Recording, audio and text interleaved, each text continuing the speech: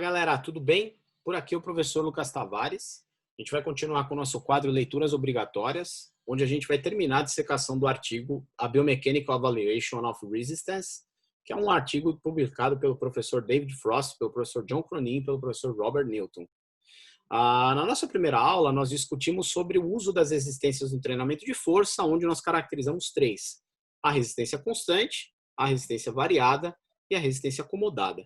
Na nossa primeira aula, a gente priorizou a discussão sobre a resistência constante, uma vez que ela comporta grande parte das situações mais usuais com treinamento de força.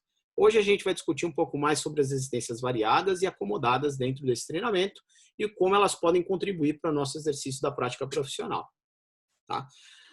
Bom, recapitulando brevemente, quando a gente pensa no uso das resistências, a gente tem conceitos que fundamentam cada uma delas. E inicialmente falando da resistência variada, a resistência variada ela é justificada pelo conceito de aceleração compensatória. Essa aceleração compensatória ela traz como premissa a argumentação de que a aceleração produzida pelo indivíduo ela deve aumentar a produção da força em relação à tensão ou à resistência que o equipamento usado como resistência transmite para ele. Como a gente sabe que ao longo da trajetória do movimento a resistência pode sofrer mudanças pelo uso dos seus dispositivos que as caracterizam, então para conseguir gerar a maior produção de força em relação à resistência que é ofertada, quanto maior a aceleração que o sujeito consegue produzir, maior é a força que ele consegue transmitir para a sua estrutura muscular. E aí, como exemplo que a gente tem desse tipo de cenário, a gente tem numa extremidade o indivíduo fazendo exercício de tríceps em uma polia e numa outra extremidade o indivíduo fazendo exercício de agachamento com o uso de bandas elásticas. Em ambos os exercícios, a gente tem um ponto bastante importante. Tanto a polia quanto o elástico, eles permitem fazer com que os indivíduos mudem o vetor para onde a força ela é aplicada. Tá? Numa condição de resistência constante, a força ela é sempre aplicada no vetor em sentido da gravidade. Já numa situação de resistência variada, o vetor ele pode muito bem ser aquele que é oposto à ação da gravidade ou num direcionamento diferente daquele que a gravidade exerce a maior influência, que seria o vetor no sentido vertical. Para isso, a gente vai ponderar a produção da força em função do direcionamento da aplicação dessa resistência e, além do direcionamento da aplicação dessa resistência, do como essa resistência se soma à tensão que um cabo ou que um elástico pode gerar em relação ao nível de força que esse indivíduo vai precisar produzir dentro do tempo. E esse nível de força produzido dentro do tempo está diretamente associado ao grau de aceleração, que, como conceito, deve ser sempre superior à aceleração exercida pela gravidade. Tá? Já em outro contexto, pensando na resistência acomodada, a resistência acomodada ela tem como caráter de justificativo o movimento isocinético, que é um movimento que traz como premissa a produção da força igual à produção da velocidade. Tá? E de forma um pouco mais pontuada, a força isocinética ela é possível apenas de ser executada no dinamômetro isocinético, que é esse equipamento que todos nós vemos agora, onde dentro desse equipamento o avaliador ele programa as condições que envolvem a amplitude com a qual o movimento deve ser executado, ele também programa a velocidade com a qual o movimento deve ser executado e o avaliado, que é o sujeito sentado aqui na cadeira, ele deve produzir uma unidade de força proporcional à velocidade a qual está programado o equipamento para produzir durante o exercício. Dito isso, vamos entender em mais detalhes cada uma dessas resistências. A resistência variada, como foi bem dito, ela é representada pelo uso de equipamentos como polias, bandas elásticas e até mesmo equipamentos pneumáticos que não são tão convencionais à nossa realidade. As polias, ela vai ter a determinação da sua força em função da massa deslocada em relação ao vetor vezes a aceleração decorrente da gravidade. Então, a força resultante da polia, ela basicamente depende da quantidade de massa deslocada da polia em relação à sua distância e comprimento. À medida que a polia muda o vetor, muda-se a distância e o comprimento em que a massa é deslocada. Essa mudança causa uma mudança do efeito da resistência sobre a estrutura muscular do sujeito. E essa mudança, para apresentar uma resposta compensatória, ela vai demandar uma força produzida com uma aceleração que venha a ser superior à aceleração gravitacional de 9,81 metros por segundo ao quadrado. Certo? Por outro lado, as bandas elásticas, mudando completamente o tipo de recurso utilizado no treinamento, a banda elástica ela vai apresentar uma dependência na produção da força com o coeficiente de elasticidade e com a força-peso que o sujeito consegue deslocar durante o movimento. Esse coeficiente de elasticidade ele pode ser determinado pelo modelo de Young. No modelo de Young, o coeficiente de elasticidade nada mais é do que o nível de tensão produzido para cada variação de elasticidade que um elástico apresenta. Então, quanto mais esticado esse elástico estiver, maior é a tensão que ele tem por tendência a produzir. Para o sujeito conseguir gerar um elevado nível de força, ele tem que, à medida que a tensão do elástico apresentar aumentos, ele tem que produzir uma aceleração que supere a tensão produzida por esse elástico, resultando numa maior força de carga que ele consegue gerar durante o exercício. Por isso, que tanto para a polia quanto para a banda elástica é de grande importância que o sujeito produza força, deslocando uma grande quantidade de massa com uma aceleração maior do que a da gravidade, resultando assim na maior tensão produzida durante o exercício. Em paralelo à banda elástica e à polia, a gente tem os equipamentos pneumáticos, que são basicamente equipamentos que controlam a resistência produzida pelo ar. Esses equipamentos têm como premissa a força produzida sendo uma relação entre a força pneumática e a área de passagem do ar comprimido dentro da estrutura que gera resistência. Para conseguir se gerar uma grande quantidade de força dentro desse tipo de recurso, é necessário que o sujeito gere uma força onde dentro dessa força eu tenha uma aceleração que seja muito superior à resistência exercida pela passagem do ar no cilindro comprimido. À medida que essa aceleração ela é superior à aceleração da passagem do ar, eu consigo assim transmitir uma quantidade grande de força, até mesmo em pontos de se igualar com a força-peso de uma resistência constante. Assim sendo, onde as resistências se manifestam, elas vão alterar diretamente a relação da força resultante com o tempo inicial e final de realização do movimento, assim como também vão interferir diretamente na quantidade de massa levantada associada à velocidade final e à velocidade inicial que o sujeito produz durante a execução de um movimento usando polia, banda elástica ou equipamento pneumático, tá? Por outro lado, a resistência acomodada, ela vai ter como um eixo de premissa a taxa de trabalho. E por que a taxa de trabalho?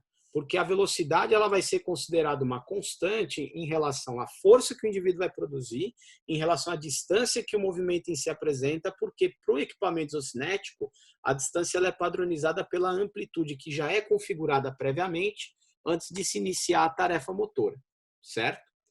Dando mais detalhes da resistência variada e da resistência constante, vamos pegar como exemplo a relação entre a resistência do elástico, a tensão que ele produz e a variação da força que ambos podem gerar. Se vocês olharem bem aqui, nós temos 8 diferentes cores de elástico e nós temos também diferentes níveis de resistência elástica, onde efetivamente a resistência elástica entre as 3 cores de menor intensidade ela apresenta uma menor tensão em relação ao coeficiente de elasticidade, certo? Uma vez que elas têm a menor tensão, isso significa dizer para a prática que iniciar o exercício com qualquer uma dessas cores seria a escolha de mera importância exclusiva de quem vai executar o exercício. Não há diferenças entre as cores a branca, amarela e vermelha no exemplo aqui mencionado, uma vez que elas geram resistências muito parecidas e tensões igualmente parecidas. Quando a gente aumenta a intensidade e sobe para as cores que têm tensões mais elevadas, a gente vê que há uma variação maior no nível de resistência elástica, e essa variação maior no nível de resistência elástica envolve também uma maior variação de tensão que o elástico consegue transmitir durante a sua maior elasticidade, certo? Uma vez que eu tenho uma maior tensão e uma variação dessa tensão junto à resistência que o elástico gera, há também uma modulação na variação da força produzida em função do elástico utilizado no treinamento. Então, se eu pensar nos elásticos de menor intensidade, eu tenho uma variação da força de 22% a 13%. Nos elásticos intermediários, eu tenho uma variação de 20% a 34%. E nos elásticos de maior tensão, eu tenho uma variação de força de 67% a 43%. E essa variação de força produzida ela é importante, por quê? Porque à medida que eu tenho mudança do grau de elasticidade e mudança de tensão gerada pelo elástico, a produção da força ela vai ser cada vez mais dependente do nível de aceleração que o sujeito tem que produzir.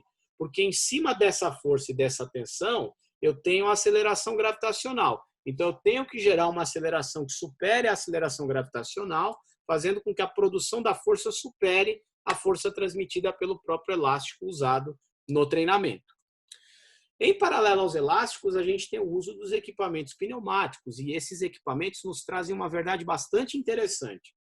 A verdade interessante aqui é que, à medida que eu tenho uma aceleração bastante elevada comparada ao uso do peso livre, eu consigo igualar a força aplicada entre as duas estratégias, peso livre e equipamento pneumático, em função de uma massa usada no exercício pneumático muito menor comparado ao peso livre. O que eu estou querendo dizer para vocês é que, usando intensidades mais baixas, porém, uma aceleração muito superior e em função da força resultante do sistema pneumático, eu consigo igualar o nível de força aplicado no equipamento pneumático ao nível de força aplicado num equipamento de peso livre, de resistência constante.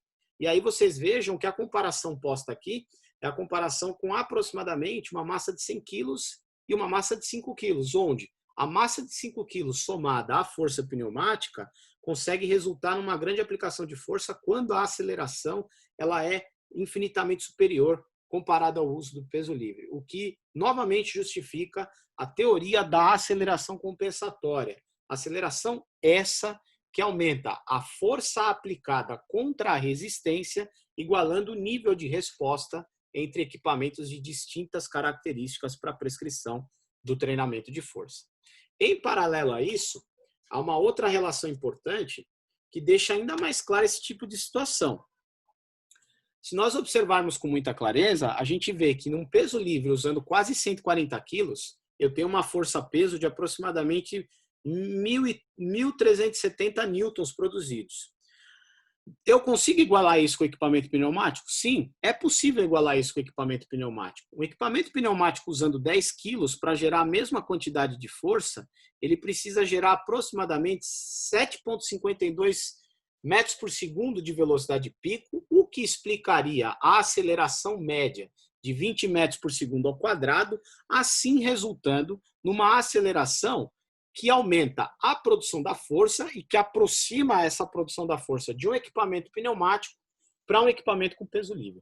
Então, a implicação de se usar elásticos no treinamento, ou equipamentos pneumáticos, ou até mesmo as polias, é exatamente a implicação de se controlar a aceleração que o indivíduo produz durante a tarefa, para garantir que a força produzida com esses equipamentos sejam aproximadas do uso das forças de equipamentos com resistência constante. E assim você conseguir aproximar a efetividade de resposta entre ambas as estratégias para o treinamento de força. Quando a gente vai mudar completamente o cenário e vai olhar para a resistência acomodada, que envolve a ação isocinética, aí a gente tem um ponto importante para considerar, que é a utilização de velocidades constantes, e velocidades constantes em níveis proporcionais à produção da força, tá? A velocidade constante é uma velocidade que parte da premissa em que ela não é maior do que a força produzida, tá? E, na verdade, ela não é nem maior e nem menor, ela é exatamente equilibrada em relação à força produzida. E ela representa aproximadamente 16% de um movimento efetuado num dinamômetro isocinético, tá? Enquanto, fora desses 16%, o restante ele é representado pela fase de aceleração, pela fase de oscilação e pela fase de desaceleração. A fase de aceleração e de oscilação é a que representam uma maior produção de força em relação à velocidade, ou seja, durante o início do movimento, o indivíduo está tentando estabilizar a produção da força em relação à velocidade que ele tem que produzir em função do equipamento, e isso, consequentemente, resulta numa aproximação entre os valores que são dependentes da velocidade com relação à produção da força para regular a trajetória do movimento dentro da realização do exercício no equipamento. Tudo bem? Dando ainda mais detalhes, o movimento em que ocorre a maior produção dessa força, como foi bem dito, é o momento de oscilação. Esse momento de oscilação é o momento em que há um ajuste da coordenação intermuscular para o sujeito conseguir realizar esse movimento de forma mais constante e mais controlada em relação à proposta do equipamento. e o que sugere aí uma pequena variação entre o valor de velocidade angular planejado e o valor de velocidade que depois é atingido na fase de velocidade constante, tudo bem? E aí, quando a gente olha para o isocinético para comparar as diferentes fases de realização do movimento e compara com o peso livre, a gente pode olhar claramente aqui na imagem que há uma maior produção de força na ação isocinética de forma constante, e isso decorre porque a aceleração produzida ela ocorre de forma tardia e a região de sticking ela tem mais estabilidade comparada ao peso livre. E aí, lembrando rapidamente dos conceitos, né? A região de sticking é o momento em que a força aplicada ela é menor do que a carga utilizada, ou seja, parece que para o isocinético a força aplicada ela é mais próxima da carga utilizada, e além da força aplicada ser mais próxima da carga utilizada, parece que no isocinético essa maior aproximação da fase de sticking é o que permanece, é o que permite o movimento a manter a sua maior constância durante a realização do exercício. Por isso que durante mais tempo a gente consegue ver a produção da força mais estável, uma vez que ela está ajustada à própria velocidade que deve ser produzida, e aqui a velocidade seria de 0,45 a 0,80 radianos por segundo. Tá? Por outro lado, se nós olharmos a linha cheia, que é a do peso livre, inicialmente já se produz muita força para fazer a aceleração, para sair do estado da inércia. Essa maior força produzida na aceleração implica numa queda da força durante a região de sticking, durante a transição da região de sticking para a região de força máxima, e essa queda da força depois ela permite um aumento da máxima força produzida na zona de força máxima, onde essa máxima força produzida ela não permanece tão estável, ela tem um primeiro momento de aumento, depois ela tem uma queda resultante na própria desaceleração e na perda da capacidade de manter a intensidade do movimento, enquanto em uma ação isocinética o sujeito mantém essa desaceleração constante, assim como seria nas fases anteriores, como é visto no gráfico aqui presente. Assim, a gente observa que uma ação isocinética, embora a ação tenha as mesmas fases de variação da força comparada à utilização do peso livre, ela tem um comportamento mais constante, tanto com relação às fases de aceleração, sticking e desaceleração, quanto na fase de produção de força máxima, que envolve a característica mais estável possível da força em função da velocidade pré-determinada de realização desse movimento. Então, à medida que a gente tem uma velocidade que é mais constante, que varia menos, eu tenho uma condição de manipulação e de manifestação da força mais estável ao longo do tempo. Tá? Eu espero, pessoal, que vocês tenham gostado desse vídeo, eu espero que vocês tenham curtido a nossa discussão. A manipulação das resistências no treinamento de força é algo fundamental, ainda mais nesses tempos de quarentena, em que os recursos são até certo ponto limitados para a prática do treinamento. E aí conhecer essas resistências pode nos trazer esclarecimentos importantes sobre como prescrever o treinamento.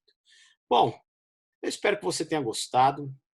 Eu espero você aqui na próxima semana para a gente discutir mais uma evidência sobre as leituras que nós consideramos obrigatórias e que a gente continue num processo contínuo de melhora das nossas classificações e qualificações profissionais. Um grande abraço a todos e até o próximo vídeo.